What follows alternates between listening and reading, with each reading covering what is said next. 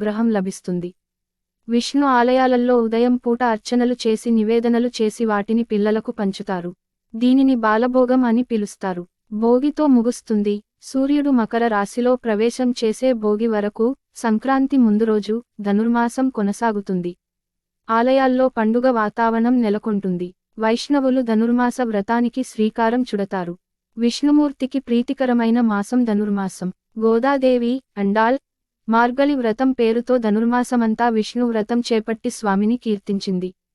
ధనుస్సంక్రమణ రోజు స్నానాలు, పూజలు, జపాలు చేయడం మంచిది. సూర్యాలయాలు, వైష్ణవాలయాలు సందర్శించడం శుభప్రదం. ఎంతో పునీత మాసం. ధనుర్మాసం అంటే దివ్య ప్రార్థనకు అనువైన మాసం అని అర్థం. ధను అనగా దేని కొరకు ప్రార్థించడమో అనే అర్థం దృష్ట్యా ధనుర్మాసం అత్యంత పునీతమైనది. ధనుర్మాసం తెలుగు సంస్కృతిలో ఒక భాగం. దేవాలయాల్లో జరిగే ఆగమ విహిత కైంకర్యాలలో స్థానిక ఆచార వ్యవహారాలు, ఇతర సంప్రదాయాలు కలగలసిన అంశాలలో ధనుర్మాసం ఒకటి. నిజానికి అంటే ఆండాళమ్మ పూజ, తిరుప్పావై పట్టణం, గోదా కళ్యాణం ప్రసాదాలు మొదలైనవి ద్రావిడ దేశ సంప్రదాయమే అని పెద్దలు చెప్తారు. తిరుమలలో ధనుర్మాసం నెల రోజులు, సుప్రభాతం బదులు తిరుప్పావై గానం చేస్తారు.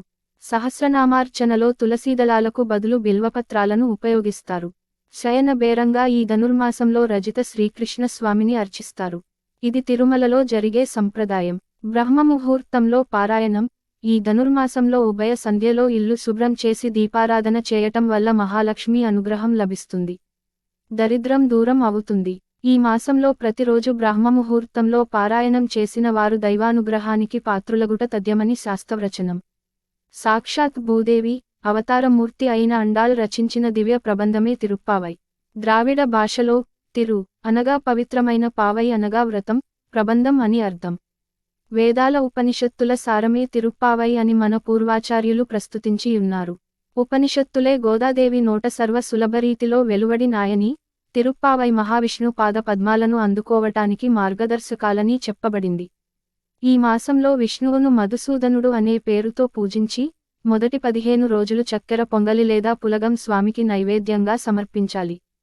తర్వాత 15 రోజులు దధ్యోజనం అర్పించాలి. పెళ్లిడు అమ్మాయిలు తమ ఇళ్ల ముందు ముగ్గులు, గొబ్బిళ్లతో పూజలు చేయటం వల్ల కోరిన వరుడు లభిస్తాడు. గోదాదేవి మార్గళి వ్రతం పేరుతో విష్ణువును ధనుర్మాసమంతా పూజించింది. శ్రీకృష్ణుడికి తులసిమాల, ప్రతిరోజు ఒక పాసురంలో కీర్తన, స్వామిని కీర్తించేది. ఈ వ్రతం వల్ల మోక్షం సిద్ధిస్తుంది. శ్రీకృష్ణుని ధనుర్మాసం నెల రోజులు తులసీమాల సమర్పించే యువతులకు నచ్చిన వరునితో వివాహం జరుగుతుంది. ధనుర్మాస వ్రతం దీని గురించి మొదట బ్రహ్మదేవుడు నారద మహర్షికి వివరించినట్లు పురాణ కథనం. ధనుర్మాస వ్రతానికి సంబంధించిన అంశాలు బ్రహ్మాండ, ఆదిత్య పురాణాల్లో, భాగవతంలో, నారాయణ సంహితలో కనిపిస్తాయి. ఈ వ్రతం ఆచరించుకోవాలనుకునేవారు శక్తిమేరకు విష్ణు ప్రతిమని తయారు చేయించి పూజాగృహంలో ప్రతిష్ఠించుకోవాలి. ప్రతిరోజు సూర్యోదయానికి ముందు లేచి స్నానాదికాలు ముగించాలి. పంచామృతాలతో శ్రీమహావిష్ణువును అభిషేకించాలి. అభిషేకానికి శంఖం ఉపయోగించడం మంచిది. తర్వాత తులసీ దళాలు, పూలతో అష్టోత్తర సహస్రనామాలతో స్వామిని పూజించి నైవేద్యం సమర్పించాలి. ఈ నెల రోజులు విష్ణు కథలను చదవటం, తిరుప్పావై పఠించటం చేయాలి. నెల రోజులు చేయలేనివారు 15 రోజులు, 8 రోజులు లేదా కనీసం ఒక్క రోజైనా ఆచరించవచ్చు. వ్రతాచరణ తర్వాత బ్రహ్మచారికి దానమిస్తూ ఈ శ్లోకం పఠించి ఆశీస్సులు అందుకోవాలి. మధుసూదన దేవేశ ధనుర్మాస ఫలప్రద, తవ మూర్తి ప్రదానేన మమ సంతు మనోరథ. ధనుర్మాస వ్రతం చేయడం వల్ల ఇహలోక సుఖాలు, పరలోక మోక్షం పొందుతారు. ఆత్మపరమాత్మను చేరడానికి ఉపకరించేదే ధనుర్మాస వ్రతం. ప్రాచీన కాలం నుంచి భారతీయులందరూ ఈ వ్రతాన్ని ఆచరిస్తున్నారు. భక్తి మార్గం చేత భగవంతుని సులభంగా వశపరచుకోవచ్చని నిరూపించిన ఆరాధన తపస్విని గోదాదేవి తన పాసురాలలో చివరి పాసురంలో సూచించిన విధంగా ఈ తిరుప్పావై పారాయణ చేసి వారికి, తిరుప్పావైగాన శ్రవణం చేసిన వారికి ఆయురారోగ్య అష్టైశ్వర్య ముక్తి ప్రదాయం కాగలదని ఆశిద్దాం. ధనుర్మాసంలో నైవేద్యం ప్రత్యేకతలేంటి? ఈ మాసంలో వేకువనే చేసే పూజలో ప్రసాదంగా పులగం, పాయసం, దద్దోచనం సమర్పిస్తారు. చలికాలంలో కడుపులో జఠరాగ్ని పెరిగి తద్వారా ఆకలి పెరుగుతుంది. ఈ జఠరాగ్ని సాత్వికాహారం తీసుకోవడం వల్ల చల్లబడుతుంది. పాలు, పెరుగు, పెసరపప్పులతో చలువ చేసే గుణం ఉన్నందువలన ప్రసాదంగా వాటిని వినియోగించటం జరుగుతుంది. ఆయుర్వేదం, జ్యోతిష్యం ప్రకారము ఈ ఆహారం తీసుకోవడం వలన సత్వగుణం అలవడి సత్ఫలితాలు కలుగుతాయి. కన్నెపిల్లలకు మేలు జరుగుతుంది. వివాహం కాని, మంచి కోరికలు కలిగిన వారు తిరుప్పావై పారాయణం చేయడం వలన అవి ఫలిస్తాయని భావిస్తారు. విష్ణుచిత్తుడి కుమార్తె అయిన గోదాదేవి మానవమాతృలని కాక రంగనాథుడినే వివాహం చేసుకుంటానని దీక్ష బూనుతుంది. ఆ కారణముగా ఆమె ధనుర్మాసంలో వేకువనే లేచి నిత్యం విష్ణు పూజ చేస్తూ తనకి కలిగిన అనుభవాన్ని, భావాన్ని ఒక పద్యం అనగా పాసురం రూపంలో రచించేది.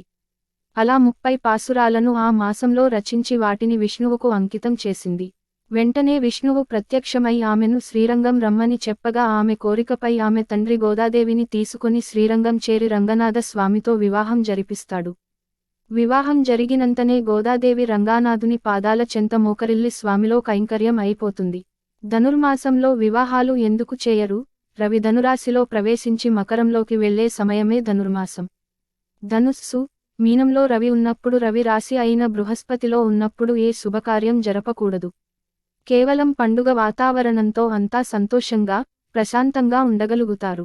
ఈ మాసంలో ఎక్కువగా సూర్య పూజలు చేస్తారు. ఇంకా విష్ణుమూర్తిని నిత్యం వేకువనే పూజిస్తారు. ఇలా చేయటం శుభం. గొబ్బెమ్మలు ఎందుకు పెడతారు? ఇంటి ముందు ముగ్గులు వేసి గొబ్బెమ్మలు పెట్టి వాటిని బియ్యం పిండి, పసుపు, కుంకుమ, పూలతో అలంకరించి పూజిస్తారు. లక్ష్మి రూపంలో ఉన్న గొబ్బెమ్మలను ఈ విధానం వలన పూజించటం జరుగుతుంది. నిత్యం ముగ్గులు వేయడం వలన స్త్రీలకు మంచి వ్యాయామం కూడా కలుగుతుంది. కాత్యాయని వ్రతం. పూజా విధానం: రోజులానే ముందు పూజ చేసుకోవాలి. ఆ తరువాత శ్రీకృష్ణ అష్టోత్తరం, గోదా అష్టోత్తరం చదువుకోవాలి.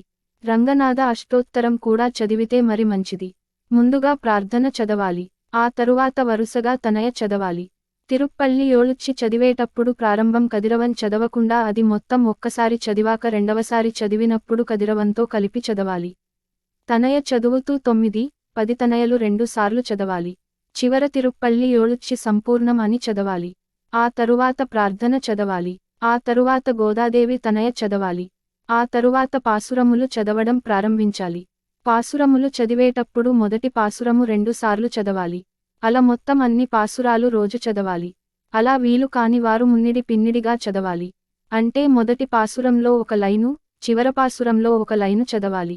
చివరగా గోదా హారతి చదవాలి. మంత్ర పుష్పం కూడా చదవాలి. మళ్ళీ ఏ రోజు పాసురం ఆ రోజు 2 సార్లు చదివి హారతి ఇవ్వాలి. నైవేద్యం సమర్పించాలి. రోజు పొంగలి, తద్దోజనం, పరవన్నం ఉండి తీరాలి. కాలము ఉంటే గోదాదేవి పాటలు కూడా పాడుకోవచ్చు. కాని ఒక్క విషయానికి గుర్తుకు పెట్టుకోవాలి. పైవి అన్ని కూడా సూర్యోదయానికి ముందే అవ్వాలి అనేదే నియమం. కానీ రోజు ఉదయం చేయడానికి ప్రయత్నం చేయండి. పొంగలి మటుకు ముఖ్య నైవేద్యం. కుదిరితే అది పెట్టండి. కుదరని వాళ్ళు పండు, పాలు పెట్టి చేసుకోండి. భక్తి ముఖ్యం.